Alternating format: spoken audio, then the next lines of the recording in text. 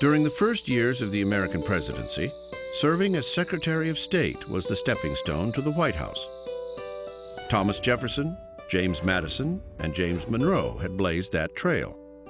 In 1824, John Quincy Adams stood to follow. But in this historic election year, other ambitious men wanted the job. You have a Treasury Secretary, William Crawford. Got a Secretary of War, John C. Calhoun. In Congress, you have the Speaker of the House, Henry Clay. And there's also a rising national hero, Andrew Jackson, the victor of New Orleans, Old Hickory. Tremendously popular, very, very popular. Significantly, 1824 was the first election in which states began to count the popular vote in presidential elections. This meant that a national candidate could accurately measure his popularity with the common man. In 1824, Andrew Jackson was the clear choice of the people. But the presidency was still directly decided by the Electoral College, and that race was too close to call.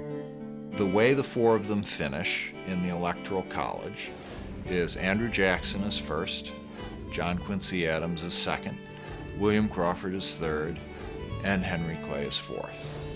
But Andrew Jackson does not get a majority of the electoral votes. Now, according to the Constitution, the top three go to the House of Representatives, which must pick among them. So Clay is dropped. But of course, Clay is the Speaker of the House of Representatives. The unknown quantity in this election is Henry Clay. Then William Crawford had a stroke. So the contest came down to two men, Adams versus Jackson, with Henry Clay presiding from the pulpit of the House of Representatives. Clearly, some deal was made. The House picks John Quincy Adams on the first ballot, and John Quincy Adams picks Henry Clay as his Secretary of State. Now, Andrew Jackson screams bloody murder at this, and he says this is a corrupt bargain. It is a scandal. It is a scandal. And John Quincy Adams enters office under this terrible cloud of this corrupt bargain. Shortly after his election, John Quincy Adams received a note from his father. It said, "No man who ever held the office of president would congratulate a friend upon obtaining it." Number 6, John Quincy Adams, Democratic Republican, 1825 to 1829, 57 years old, from Massachusetts. Adams came into office with many lofty goals. He wanted Americans to explore the Western territories. He wanted to fund public education. He promoted scientific advancement and discovery. And he proposed vast internal improvements, such as roads and canals across the nation. Now, the problem is he doesn't get to do any of it because the politics of his term are just so rancid, and he is so unable to manage them.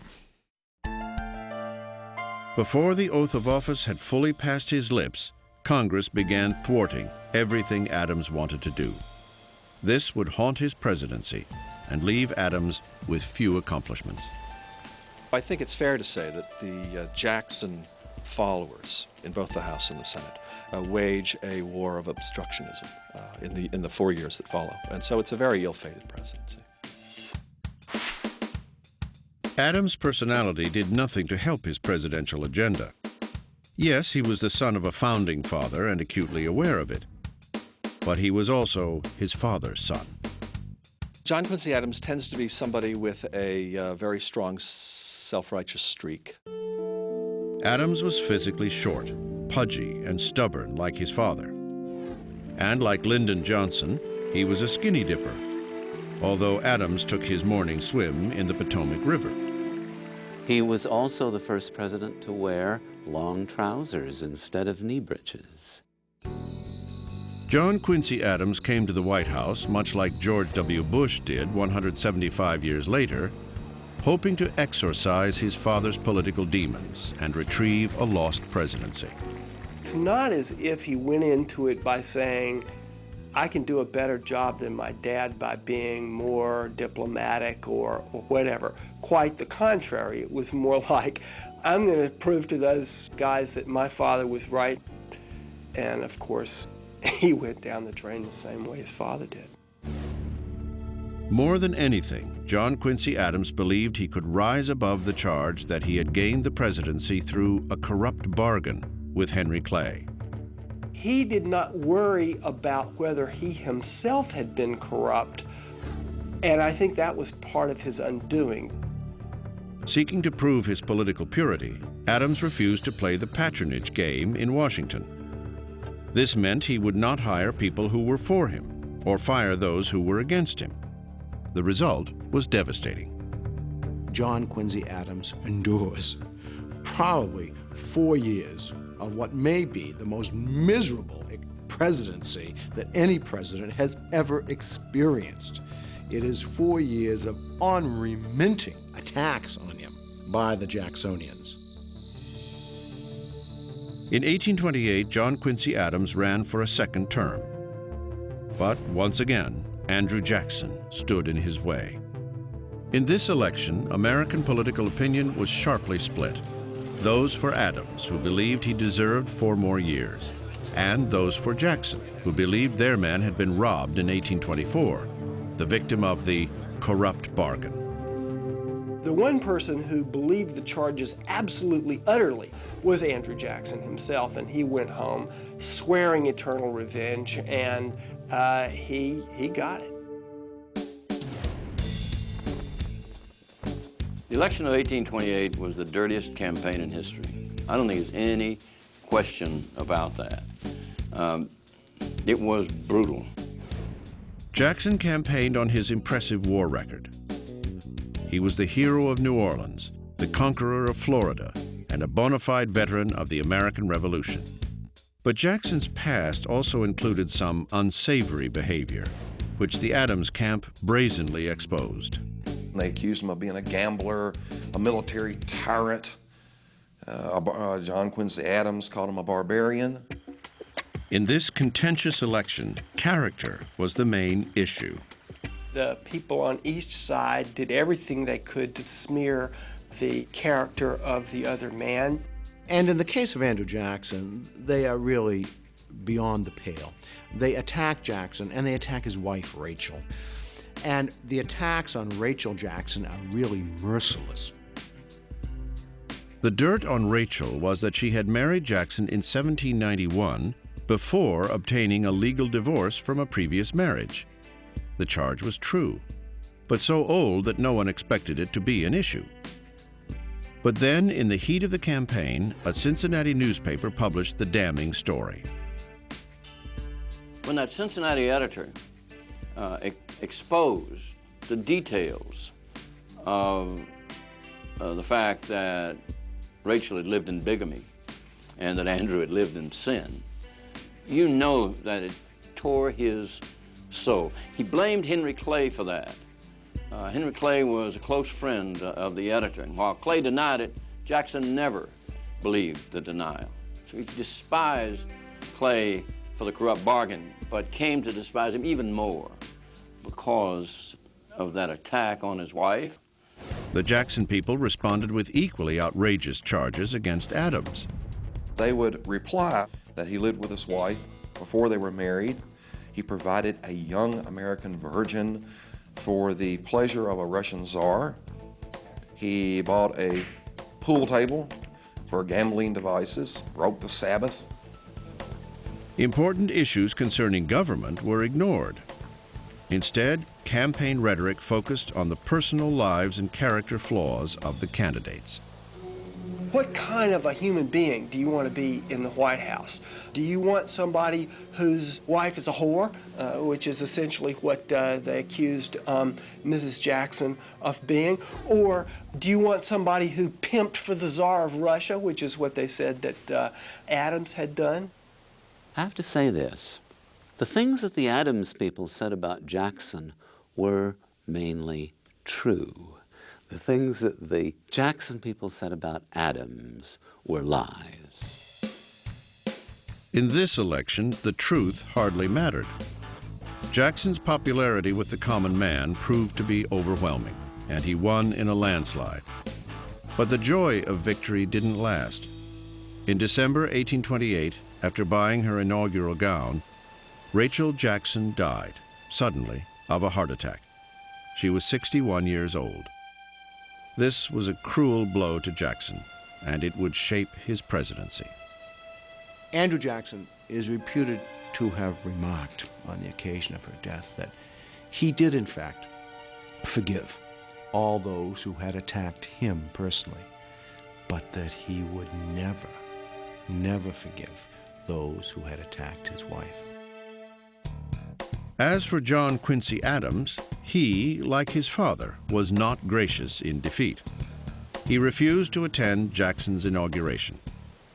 Instead, he went home to Massachusetts. 2 years later, Adams was elected to the House of Representatives, becoming the only former U.S. president to do so. In this role, Adams would be an outspoken congressional leader in the fight against slavery. That work, not his presidency, would become his greatest legacy. John Quincy Adams is the first president to have his photograph taken. He sat for this photo in 1843. Andrew Jackson called himself a Jeffersonian Democrat. Thomas Jefferson called Jackson a dangerous man. Thomas Jefferson didn't like men who bordered on fanaticism, and Jackson seemed to him to be, at best, uncouth and at worst dangerous. But when you get right down to it, Jackson clearly was a lineal heir to the Jeffersonian legacy. Number 7, Andrew Jackson, Democrat, 1829 to 1837, 61 years old, from Tennessee. The hero of the common man, the old hero, Old Hickory. He was the type of man, a complex individual to say the least, as all great individuals are. He detested distinction and privilege. He really felt that he was a voice of the common man. But we mustn't misconstrue this. It doesn't mean that Jackson tried to find out where public opinion was and then be guided by that. No. Jackson knew what he wanted to do and did it, and then tried to enlist public opinion in support of what it was he wanted to do. Very few people were in between on Andrew Jackson. They either loved him or hated him. Andrew Jackson definitely captured the imagination of the common man. He was the first president to be born in a log cabin. He asked to be called General, not Mr. President. He chewed tobacco and smoked a pipe. He was a barroom brawler, a passionate Indian fighter, a gambler who brought his own racehorses to the White House, a duelist with 2 bullets in his body. A man who would fight at the drop of a hat, a man who considered personal honor above all else. He would challenge you to a duel or cane you in the public street if you said anything that reflected on his character, his honor, his integrity. He also had a furious temper, but he knew how to use it as a management tool. He would slam his fist and yell and scream, and then afterwards, when everyone left, he would look to someone and says they thought I was mad, and this was to get his way. I think a psychologist would have found him a troubled man and would probably have recommended medication, but he wouldn't have taken it. If politics is personal, it's very, very personal for Andrew Jackson. And it's possible to look at Andrew Jackson's presidency as a war against a number of individuals. Jackson's war began the moment he took office. Invoking the adage, "To the victors go the spoils," Jackson simply cleaned house, firing his enemies and hiring his friends. By doing so, he created the spoils system in Washington. But established Washington society, he soon learned, would not be conquered in a day. First month in the office, what does he come up against? The Battle of the Petticoats. This was an embarrassing scandal that erupted over the social status of Margaret Peggy Eaton, wife of Jackson's Secretary of War, John Eaton. She, like Rachel Jackson, had dated her future husband while still married to another man. Because of this, the wives of the other cabinet members, led by the wife of Vice President John C. Calhoun, refused to socialize with the Eatons. Jackson absolutely hated this. He had just lost his own wife. She too had been scorned by established society, and so Jackson had a great sympathy for Peggy Eaton. Jackson told his cabinet members that their wives had to socialize with the Eatons, but the women refused to budge. The standoff lasted nearly 2 years. Finally, out of pure frustration, Jackson asked his cabinet members to resign, which they did. I think that one incident alone, his inability to manage his cabinet, indicates a lack of judgment, a lack of administrative ability, a lack of skill. He managed by strong will and by punishment. After the Peggy Eaton affair, Jackson placed no trust in his cabinet secretaries, whom he regularly hired and fired. He went through 4 secretaries of state. He went through 5 secretaries of the Treasury, and so on. He was much more inclined to work through a group of informal advisors. This group of personal friends and political confidants soon became known as Jackson's kitchen cabinet. These were newspaper people, these were politicians, most of them, like Jackson, from the West. Friends who got their name because they were said to come in the White House through the kitchen door. Other presidents had relied on personal friends for advice, but never to the extent which Jackson did. This angered his critics, but he didn't care. Jackson was determined to change Washington and America, and he did so with lightning speed. The first major piece of legislation that he recommended and got passed was the Indian Removal Act of 1830. This act empowered Jackson to forcibly evict all the Indian tribes living east of the Mississippi River. 5 Indian nations were directly affected: the Choctaw, Chickasaw, Creek, Seminole, and Cherokee. Of the 5, the Cherokee tribe, located in Georgia, chose to fight the eviction in a surprising way. Instead of going on the warpath the way their fathers and grandfathers might have done, this generation of Cherokee Indians took Georgia to court. The case went all the way to the United States Supreme Court. In an historic decision, Chief Justice John Marshall ruled in favor of the Cherokee, saying they did not have to move. But Andrew Jackson thought differently. Jackson said of Marshall, he made his ruling, now let him enforce it. The result was that they were rounded up at gunpoint and forced to move. Their property was seized, and they were forced west. Of course, on the Cherokees' forced march, about 1 out of every 4 Cherokees died en route, which is why they call it the Trail of Tears. It is, without a doubt, the most controversial decision Jackson would make in his career, and is one of the saddest chapters in American history. Soon after issuing the Indian Removal Act, Jackson faced a dangerous issue that threatened the fabric of the Union: the South Carolina nullification crisis. South Carolina was angry about the high federal tariff on imported goods, which helped New England at the expense of Southern planters. In response, South Carolina declared it had a right to nullify the federal tax. The person who articulated that theory of nullification most clearly was John C. Calhoun, Vice President of the United States. Jackson might have been more amenable to the argument that the tariff was too high, but he hated Calhoun because he thought he was a personal enemy, and Jackson thrived on personal enemies. From a political standpoint, Calhoun believed Jackson would support him. They were both Southern planters, but Jackson's personal hatred of Calhoun precluded any political sympathy. Instead, he responded with force. Jackson threatened to have a civil war. He threatened to raise an army, go into South Carolina, hang John C. Calhoun from the first tree. Calhoun was said to have been genuinely scared for his life. But fortunately, cooler heads prevailed. South Carolina backed down, and Congress modified the tariff. As for Jackson, he made it clear that he was the supreme leader of the nation, and that the Union was not going to fly apart under his watch.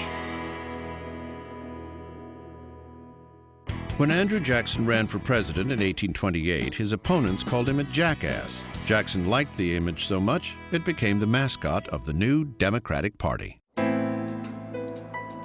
1832, the last year of Andrew Jackson's first term, was a pivotal year in his presidency. After fighting petticoats, Indians, and secessionists, he suddenly faced his most daunting enemy, the Bank of the United States.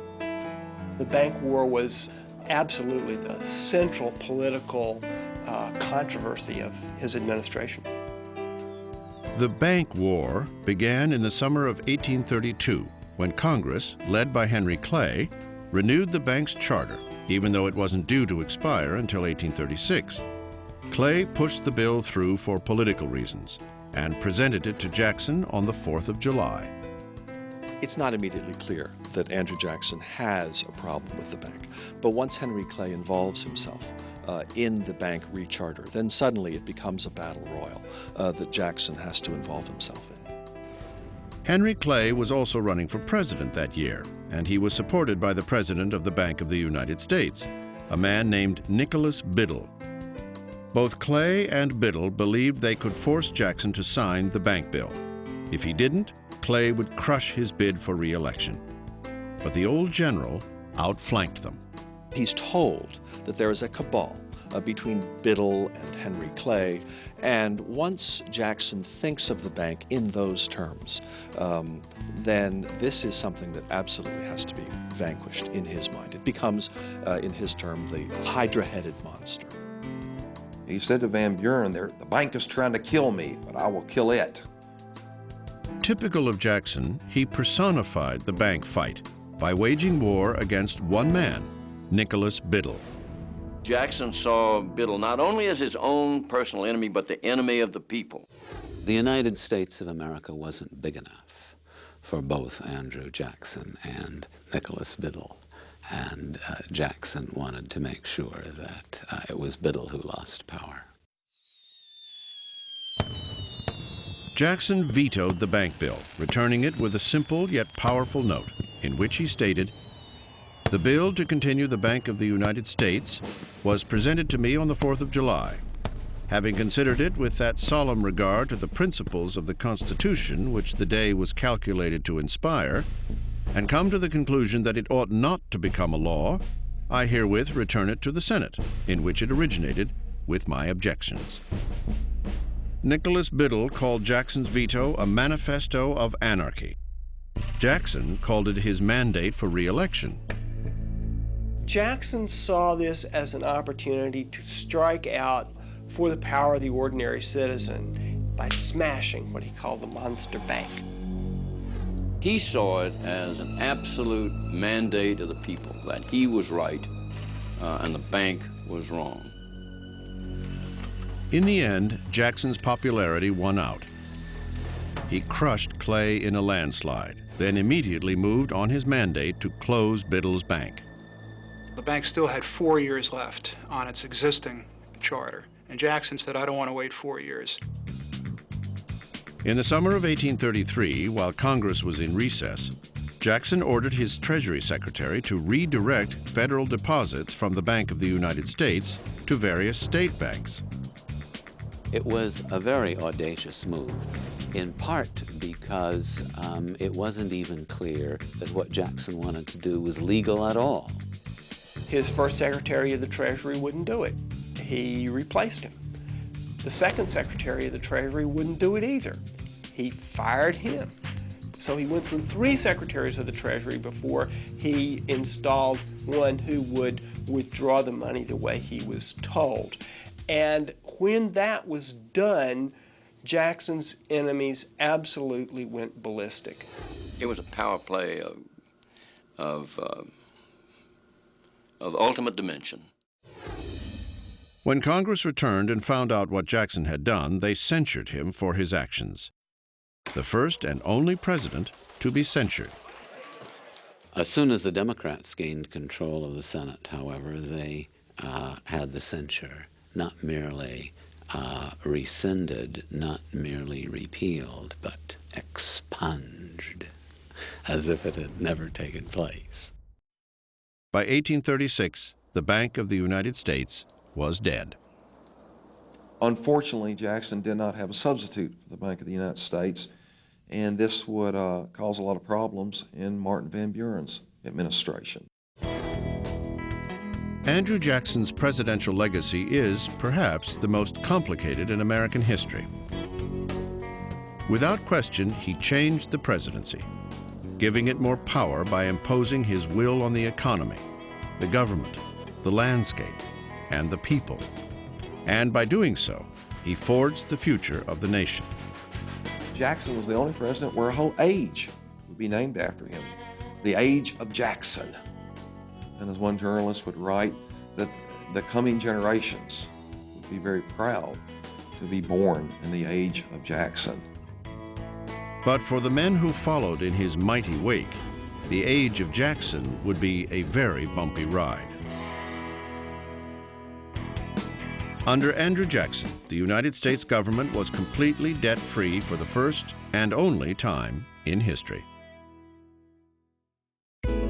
He was the true father of Jackson's Democratic Party, having organized it in the 1820s, and he was Andrew Jackson's hand-picked heir in 1836. This endorsement gave him the election. Number 8, Martin Van Buren, Democrat, 1837 to 1841. Age 54, from New York.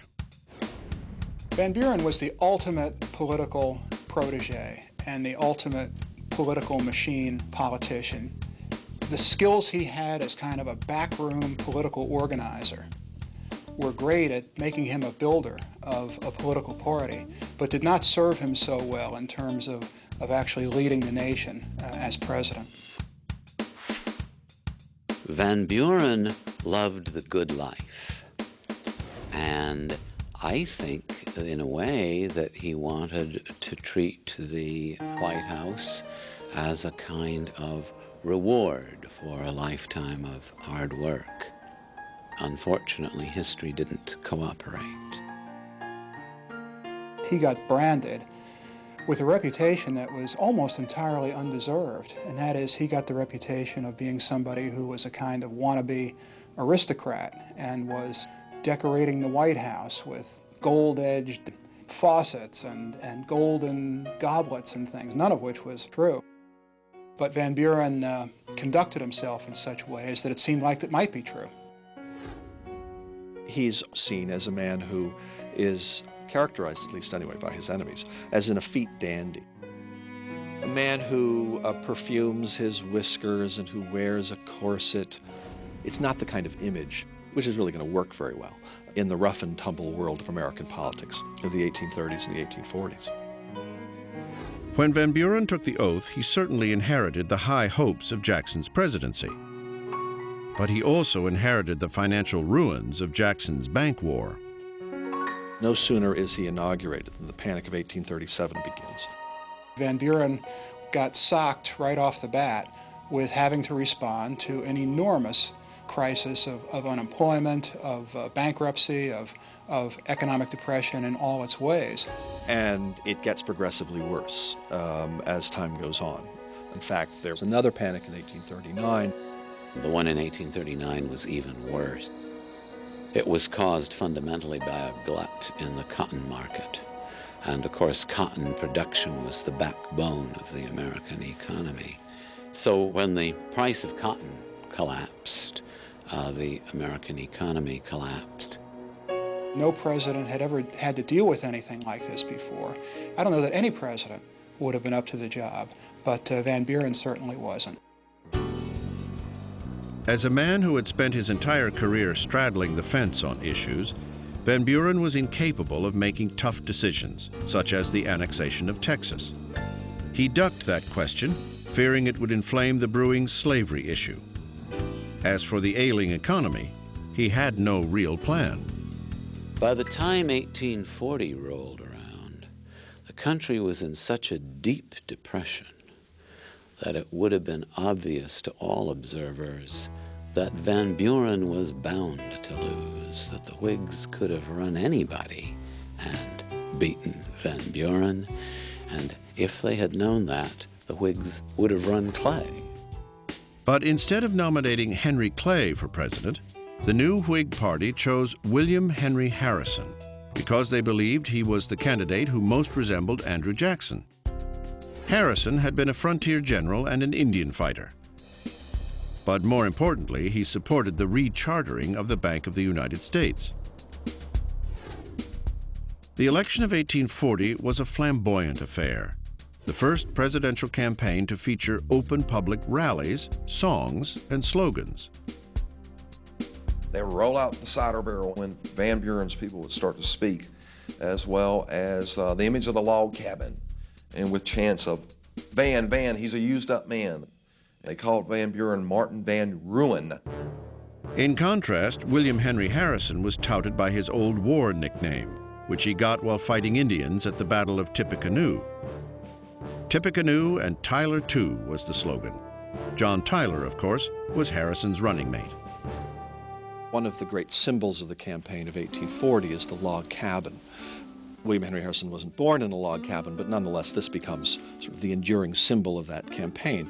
And another symbol that the Whigs manipulate very successfully is the image of the English coach that Martin Van Buren allegedly rides in. And the Harrison supporters like to sing, in English coaches he's no rider, but he can fight and drink hard cider.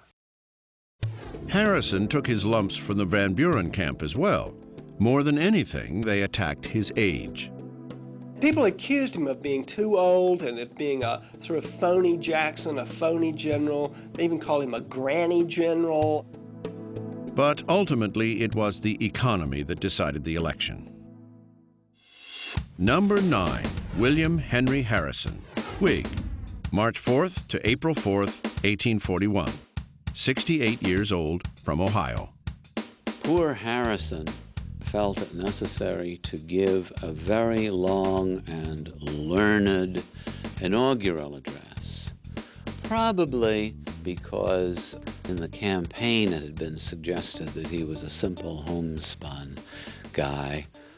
Harrison decided that as a president he needed a different image. Contrary to his campaign image, Harrison was hardly a backcountry bumpkin. He was an aristocrat, had a college education, and was the only president to study medicine. In taking the oath of office, Harrison wanted to remind people of his true background and dispel any adverse thoughts about his age.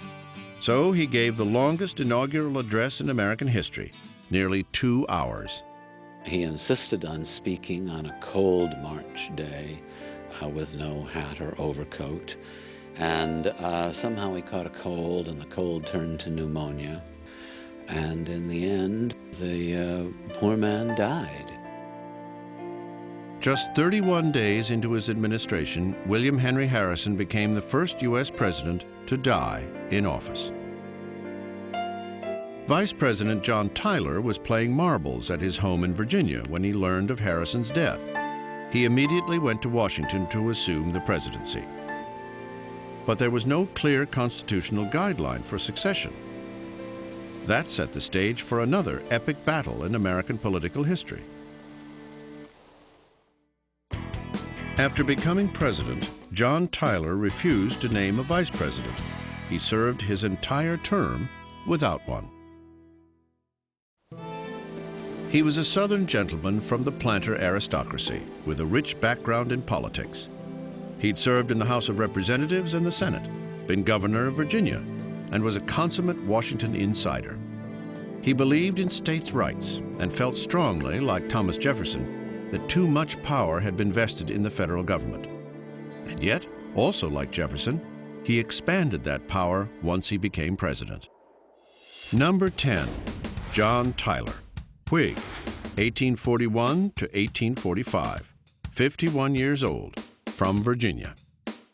One of the things that John Tyler's never really given enough credit for, I think, is the way he assumes all of the powers of the office upon Harrison's death.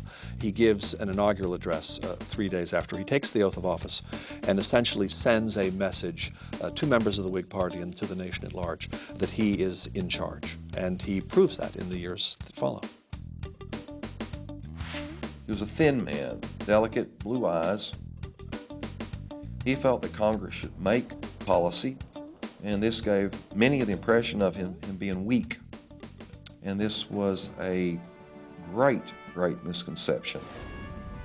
John Tyler of Virginia turned out to be his own man, with his own political agenda, which surprised everyone. This became apparent from the get-go when Tyler faced immediate challenges to his newfound authority. He was derisively called His Accidency or His Ascendancy. Many believed he was just an acting president until a new election could be called. Even the members of his cabinet, which was really Harrison's cabinet, tried to muzzle Tyler's claim to power. In their first meeting, Secretary of State Daniel Webster told Tyler how the cabinet would make all executive decisions by consensus. To that, Tyler responded by asking for their cooperation or their resignations. For the Whigs, this was devastating. Harrison had promised to push Whig bills through Congress, including a new charter for the Bank of the United States. But Tyler didn't share the Whig view. What happens is really unprecedented, and I don't think it's ever happened since. The Whigs passed 2 laws authorizing a new national bank, and both of them were vetoed by President Tyler. After the second of these vetoes, the Whigs held a meeting at which they expelled President Tyler from their party, and from then on, Tyler was a man without a party. Politically isolated in the White House, Tyler pressed the business of the nation, while imposing his will and skill as president. One of the things that Tyler's not really given credit for is his foreign policy achievements. You have the Webster-Ashburton Treaty, which is really a historic treaty between the United States and Great Britain. This treaty settled the disputed border between the United States and Canada, which was still a British possession. You also have the annexation of Texas, which is very, very controversial. Tyler took it upon himself to sign a treaty with the new Republic of Texas. But the treaty was immediately rejected by the Senate. That didn't stop Tyler. He cleverly asked for a joint resolution of Congress, and that passed. Unfortunately, it didn't improve Tyler's sagging political popularity. I don't really think there was any chance for Tyler to win a second term. He certainly thought about it. I think he wanted it. But the Whigs would have nothing to do with him by 1844, and the Democrats just simply didn't trust him. So he gracefully bows out. It becomes clear that the Democrats have nominated an expansionist like James K. Polk. In the fall of 1844, Americans elected a new president, a dark horse candidate whom nobody anticipated, but everybody embraced because he pledged to finish the work that Andrew Jackson had started. Number 11, James K. Polk, Democrat, 1845 to 1849, 49 years old, from Tennessee. The best way to understand Polk is to understand Jackson. Polk saw himself as someone who was going to fulfill this Jacksonian doctrine. What would Jackson do? This is the mantra that Polk seems to repeat almost every day he's in office. The Polk administration, in effect, bookends the age of Jackson. He came into office with ample Jacksonian credentials and then achieved a whole series of Jacksonian measures once he got in office. In many ways, he's perhaps more of a Jacksonian than Jackson is. He believes very, very strongly in this idea of a level playing field for the American people. I've said that Jackson and Polk were wedded at the hip and the head, and I think they were. I don't think if you and I sat down to dinner with the president of our choice, James K. Polk would come in the top 25. I think he was a great president, but that doesn't mean that he was a likable man. He also was quite a devious man. In contrast to his personality, Polk was probably the most accessible president in U.S. history. The White House, for all intents and purposes, in the 1840s is a community center for the rather small village of Washington.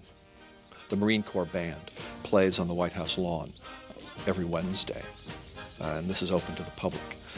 Polk also makes himself available twice a week to American citizens, and all that was required was to knock on the White House door and to give your card to the steward and to wait your turn.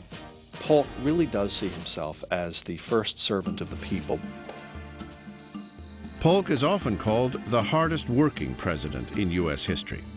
He was known for his long workdays and had gas lights installed in the White House so he could work through the night. Polk was a hands-on micromanager as president. For example, he was the first president to really get deeply into the budget. He was the first president to tell all the heads of all the departments, look, don't send your budget requests straight to Congress, send them to me. More than anything, James K. Polk wanted to fulfill the ideological promise of Andrew Jackson's presidency, what was then being called America's manifest destiny. He embodies it, this idea that the United States has a providential destiny to expand westward is something that he accepts implicitly. To Polk, manifest destiny was more than an idea. It was his presidential mandate. Polk had 4 goals, which he was dedicated to achieving in his 4 years as president. He said he would only serve 1 term. He wanted to settle the controversy between the United States and Great Britain over the Oregon Territory. He wanted to bring California into the United States. He wanted to set up an independent treasury to fix the credit mess that had prevailed since Jackson. And he wanted to lower tariffs on imports into the American economy. To achieve his economic goals, Polk pressured Congress to lower the federal tariff and to establish an independent treasury. He succeeded. To achieve his territorial goals, he used force.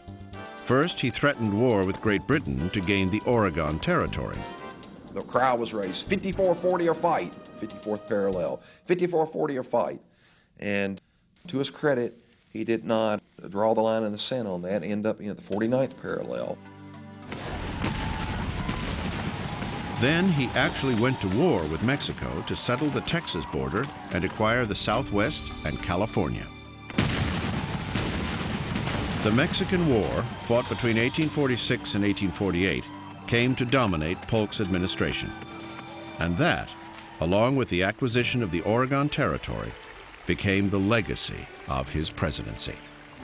People don't remember, I'm sorry to say, that Polk's greatness as a president has to do directly with the fact that in 4 years, he did take the country from just west of the Mississippi all the way to the Pacific Ocean. From sea to shining sea, a ringing phrase, Polk gave it to us. He made us a continental nation.